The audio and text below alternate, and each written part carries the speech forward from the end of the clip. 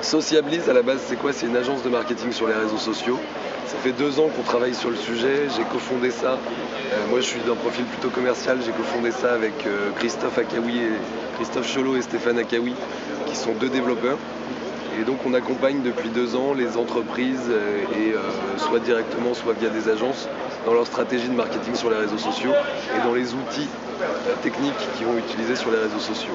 Et aujourd'hui, ce qu'on présente à Le Web, c'est un outil qui s'appelle Likemaster et qui permet d'une part à tout community manager qui a une base de fans sur Facebook de l'adresser de manière beaucoup plus rationnelle et beaucoup plus efficace. C'est-à-dire qu'il va pouvoir mettre en forme ses publications, les planifier, avoir des stats détaillés sur quel type de publication a fonctionné, qui a le plus commenté tel ou tel type de publication, etc. etc.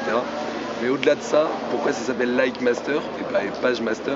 C'est parce qu'on va au-delà de la page Facebook et on va pouvoir intégrer dans le Likemaster tout son univers d'objets sociaux. Les objets sociaux, c'est quoi? C'est n'importe quelle URL qu'on contrôle sur lequel on peut rajouter un bouton like.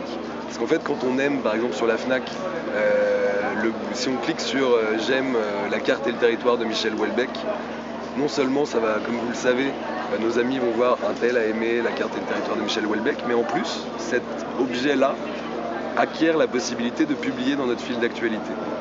Et ça, c'est un petit peu compliqué à gérer, par exemple pour la Fnac, parce qu'il y a des milliers de produits. Si on veut publier quelque chose à tous ceux qui ont aimé un roman français, on va mettre 3 heures parce qu'il faut aller sur le bouton, cliquer sur quelque chose, arriver sur un back-office, etc. etc. C'est trop compliqué. Avec Likemaster, on a tout ça dans un back-office centralisé. On va pouvoir taguer automatiquement chaque contenu. Et puis, du coup, le community manager se retrouve non seulement avec sa base de fans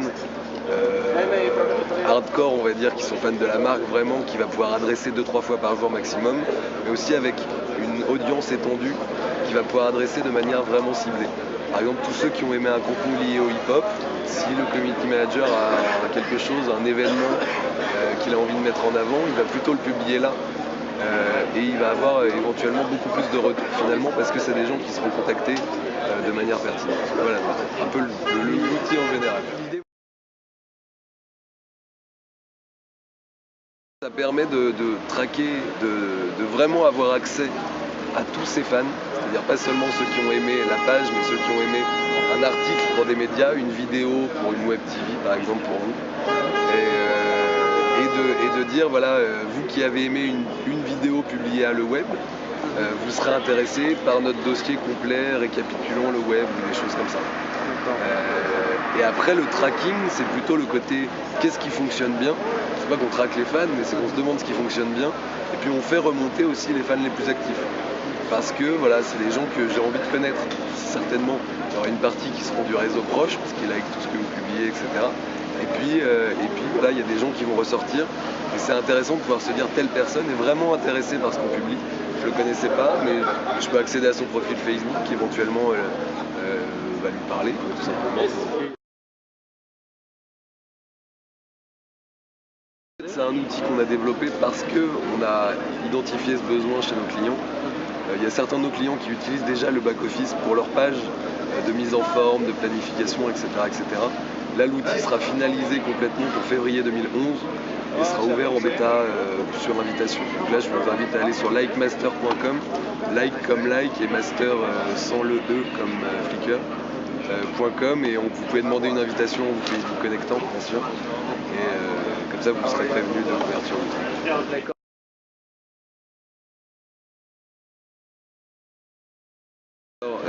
Il y aura bien sûr la possibilité de le tester gratuitement. Après, on est encore en train de finaliser les modalités de pricing parce que pour qu'on sache exactement ce que ça représente en coût serveur, les différentes fonctionnalités de notre côté, il y aura peut-être une partie des fonctionnalités qui seront accessibles gratuitement et puis le reste sous forme de forfait ou sous forme de licence annuelle. C'est à préciser exactement. Avec nos clients habituellement, aujourd'hui, on travaille principalement sous forme de licence annuelle sur nos autres produits dont on pourra parler éventuellement.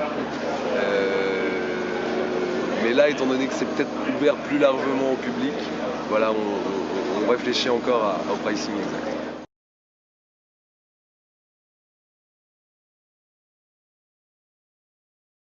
Ça dépendra de la taille de la communauté a priori. Il y aura un variable sur la taille de la communauté avec un minimum. J'imagine pas le minimum être en dessous de 1000-2000 € par an avec des fonctionnalités assez poussées. Et après, le maximum peut aller très haut parce que si on veut réellement, par exemple, modérer, c'est une des fonctionnalités de l'outil, modérer tous les commentaires, etc., là on a des coûts serveurs qui sont très élevés liés à ça. Donc voilà, après on peut y mettre plusieurs dizaines de milliers d'euros par an. Service concurrent qui existe, Vitro aux États-Unis en particulier, un service qui est pas mal sur le sujet. Je pense que notre approche, déjà on a une approche fan-centrique, on va dire, c'est-à-dire faire remonter les fans, qui est assez originale. Et puis il y a cette approche de gestion d'une multitude de likes avec les tags, etc., qui est aussi assez innovante. Et puis après, sinon il fonctionne super bien et puis il est moins cher.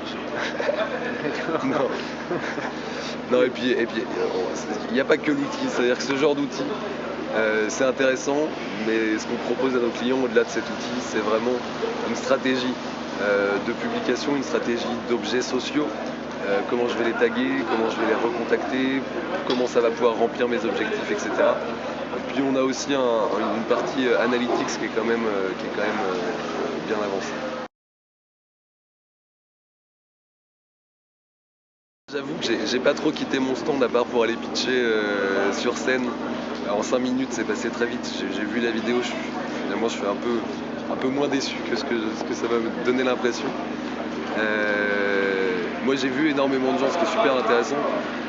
Pour Sociablz, ce que ça nous a apporté le web, c'est étant sélectionné, on a été obligé de réfléchir comme ça à un produit beaucoup plus largement disponible que ce qu'on fait habituellement, qu'on propose à nos clients marques et agences. Et je pense que c'est une bonne chose parce qu'on devait le faire mais on n'a pas le temps parce qu'il y a des projets, ça passe toujours derrière. Là c'est devenu un projet prioritaire et je pense que c'est une bonne chose pour Sociablz. Et qu'est-ce que vous recherchez sur le web? Est-ce que vous cherchez des investisseurs, des choses comme ça, ou c'est plutôt Alors on des cherche clients pas ou de la d'investisseurs, c'est visibilité? plutôt des clients. Là j'ai déjà pris des rendez-vous pour la semaine prochaine, pour la semaine suivante. Donc c'est toujours agréable. La visibilité ça fait pas de mal non plus. Aujourd'hui on cherche pas de fonds, donc à part si on nous fait une offre qu'on peut pas refuser, mais pour l'instant ça n'a pas été le cas sur le salon.